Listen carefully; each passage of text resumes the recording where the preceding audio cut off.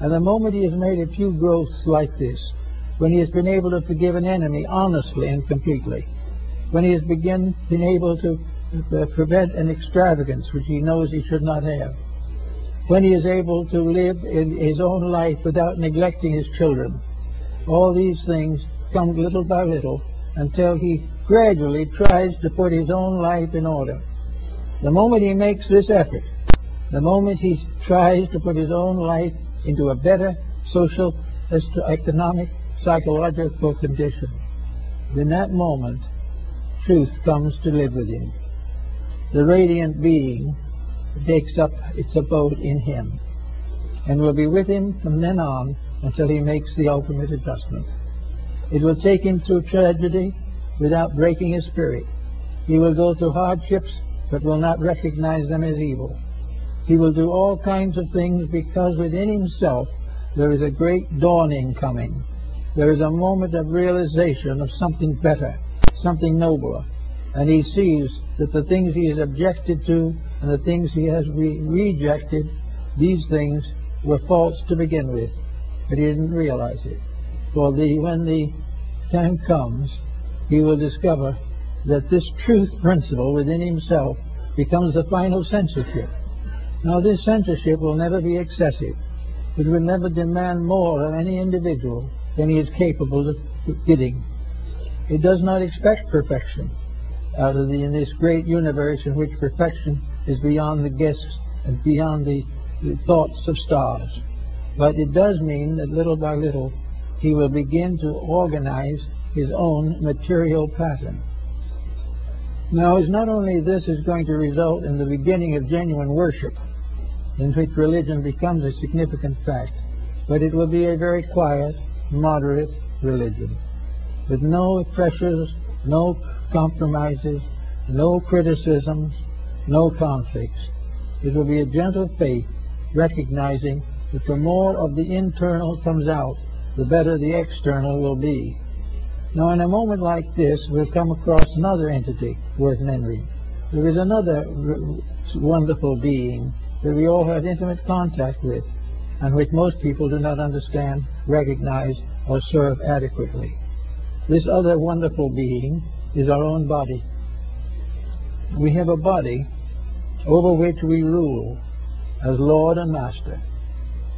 And it can be that this body becomes a slave. It is not given proper attention, it is misused, it is victimized, it is allowed to suffer merely to the gratification of the mind that dwells within it. Now, truth will never permit the misuse of energy. Therefore, this body, which is our house for a time, has laws and rules that must be kept. And furthermore, it is alive. We know the body is alive. Every cell in it is alive. Every part of it is alive. And yet very few people have ever tried to realize how the human body accumulates around a degree of unfoldment which we call the personality. Anyway, this body is our own particular living sheath, our completely personal organism. It is the first empire over which we can have dominion. It is the first nation we can govern. It is the first form of leadership that we are able to bestow beyond the leadership of our own minds. And the law would be very simple, that we have no right to try to lead or conquer others until we have conquered the flesh. We must accomplish in ourselves the leadership that we expect to bestow upon others. If we want to see a better world, we must begin with the self. And in very many cases, the beginning of a better world is a healthy body. The individual must grow out of all these different things, fulfilling the law, meeting the responsibilities, beginning and ending according to a power and wisdom greater than our own, but in all things in patience and acceptance. Keep the rules and learn the lessons of the day. Now, each embodiment we have, according to Plato, is a day. It is a day in our own growth. It is the day we go to school to learn something. Now, we look around us today and we realize that as a school, our daily life is not much of a success. We do not have a discipline to take care of us through these years of growth by which we must finally reach our own adult physical years.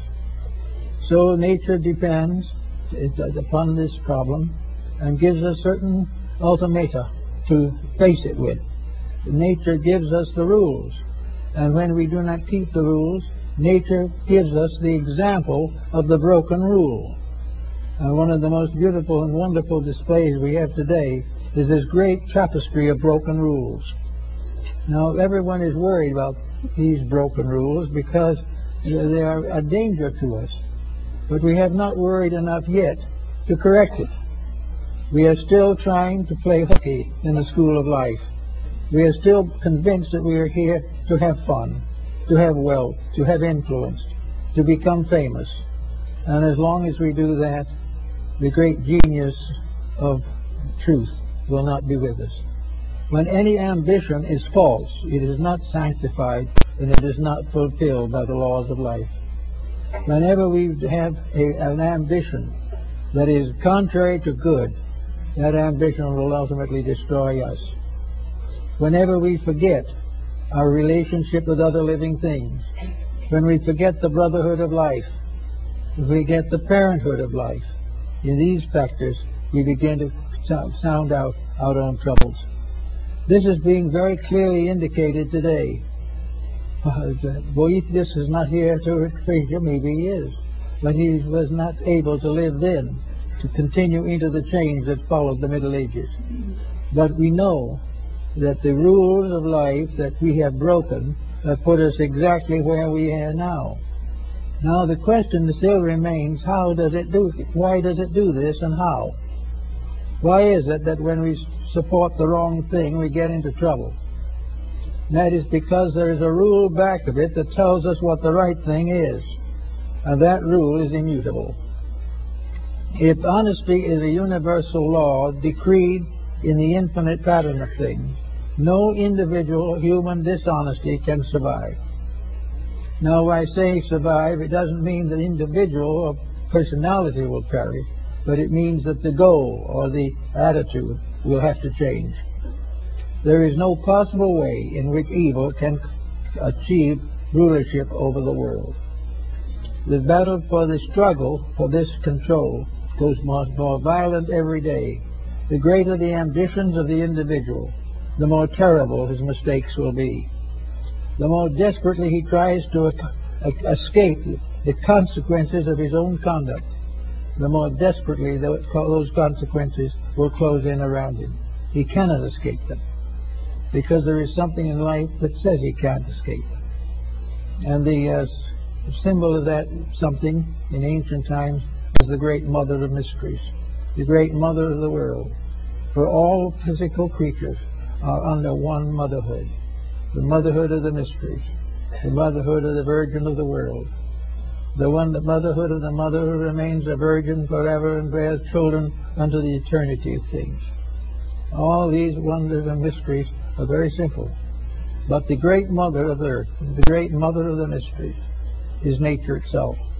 Not as a blind force run by physical means and few chemical symbols to tell what it is, but a living, vital force that dreams, thinks, hopes, prays, does everything necessary to bring home the wayward children.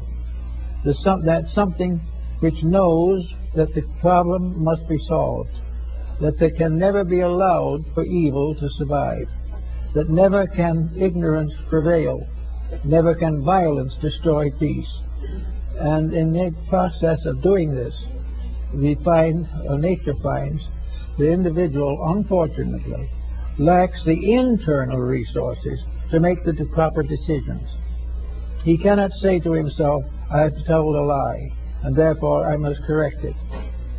The individual tells the lie, thinks he gets away with it, and then a consequence sets in that hurts him.